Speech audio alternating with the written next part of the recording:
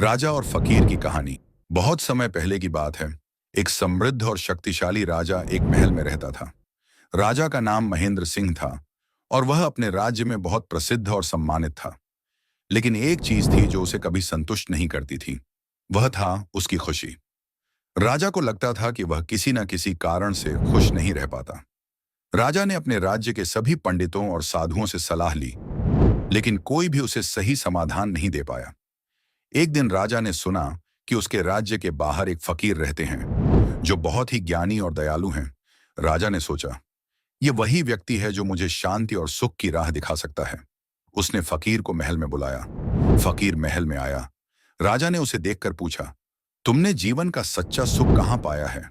मैं जितनी भी दौलत और ऐश्वर्य से घिरा हूं, फिर भी मुझे सुख नहीं मिलता। तुम मुझे क्या सलाह दोगे? फकीर ने ध्यान से राजा को देखा और फिर शांतिपूर्वक उत्तर दिया, तुम्हें जीवन का सच्चा सुख तब मिलेगा जब तुम अपने दिल में संतोष और आभार महसूस करने लगोगे। धन और ऐश्वर्य केवल बाहरी चीजें हैं जो अंततः आपको शांति नहीं दे सकती। राजा ने फिर पूछा, तो क्या मुझे सब कुछ छोड़ देना चाहिए जैसे तुमने किया है?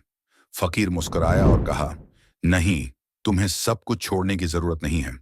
तुम्हें बस अपना दृष्टिकोण बदलने की आवश्यकता है। जैसे तुम अपनी दौलत और महल को देखकर खुश नहीं हो पाते, वैसे ही तुम किसी साधारण चीज में भी खुशियां पा सकते हो।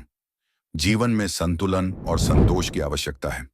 राजा ने उस दिन बहुत सोचा और फिर फकीर की बातों पर ध्यान दिया। उसने धीरे धीरे अपनी दौलत को उतनी अहमियत देना बंद किया और अपने जीवन में छोटी छोटी खुशियों को महसूस करना शुरू किया। समय के साथ राजा ने पाया कि असली सुख किसी बाहरी चीज में नहीं, बल्कि अपने अंदर की शांति और संतुष्टि में छिपा होता है। सीख हम, दौलत और ऐश्वर्य भले ही जीवन को आरामदायक बना सकते हैं, लेकिन सच्चा सुख आत्मा की शांति, संतोष और आभार में छिपा होता है।